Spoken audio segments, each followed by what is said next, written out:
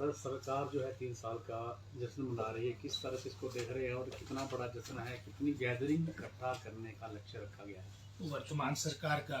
11 दिसंबर को हमारा 3 वर्ष का कार्यकाल मुकम्मल होगा और उससे संबंधित मंडी में कार्यक्रम रखा गया है। और जहां तक 3 वर्षों की बात आती है तो निश्चित रूप में वर्तमान सरकार ने हर दृष्टिकोण से हमारा प्रदेश प्रगति के पथ पर अग्रसर हो उसके लिए प्रयास किए हैं। उदाहरण के तौर पे अगर हम शिक्षा विभाग की बात करेंगे उसमें एक रचनात्मक सुधार आपको धरातल में देखने को मिलेंगे और इन्हीं सभी बातों की पुष्टि जो भी आपकी केंद्र सरकार के द्वारा या अन्य जो हमारे प्रतिष्ठित संस्थान थे जिनके द्वारा आपके सर्वेक्षण होते थे उसके द्वारा हिमाचल प्रदेश की विशेषकर हमारी क्वालिटी एजुकेशन हमारे सरकारी स्कूलों में बेहतर हुई है। उसमें सभी जो रिपोर्ट्स आई चाहे उसमें सर की रिपोर्ट थी जो पिछली भाजपा सरकार के कार्यकाल के दौरान हिमाचल की सरकारी क्षेत्र की जो हमारी शिक्षा व्यवस्था 21वें स्थान पे पहुंच चुकी थी। आज हमारी रैंकिंग 5वीं हो चुकी है और अगर आप सिर्फ प्रदेशों की बात करेंगे स्टेट्स की बात करेंगे तब हमारी रैंकिंग 3rd है और यूनियन टेरिटरीज को मिला के ओवरऑल हमें 5th रैंक मिला है। और इसी तरह से परख की रिपोर्ट होगी, परफॉर्मेंस ग्रेडिंग इंडेक्स जो भी आपके मानक होते हैं उसमें एक अच्छा प्रयास इन 3 वर्षों के दौरान हुआ है, लेकिन और बेहतर करने की हमेशा आशाएं रहती है। तो निश्चित रूप में जो वर्तमान सरकार का कार्यकाल है इन 2 वर्षों के दौरान भी हमारे विभाग हमारा प्रदेश आगे बढ़े इसके लिए निश्चित रूप से प्रयास किए जाएंगे। सर जो मेधावी छात्रों को अभी सम्मानित किया जाएगा और प्राइवेट स्कूल के बच्चों को बाहर किया गया है, निजी स्कूल इसका विरोध कर रहे हैं, इसको लेकर क्या कहेंगे? हाँ, ये 11 तारीख को हमारे जो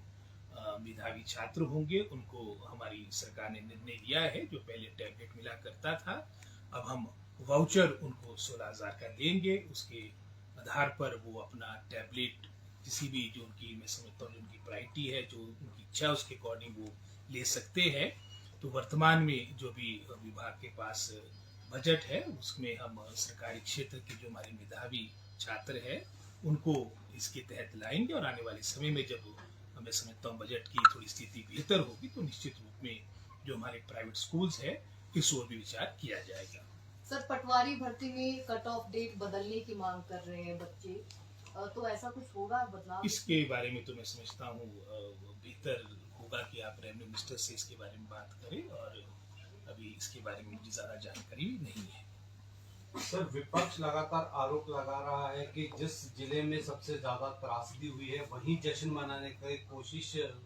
जो है वो सरकार ने की है। जो मुहर्रम लगाना चाहिए था कहाँ एक और वहीं जो उनके दुखते रख पे हाथ रखने की कोशिश। इसके बारे में काफी विस्तार से चर्चा विधानसभा के सेशन के दौरान भी हुई और जहाँ तक तो मुहर्रम की बात आती है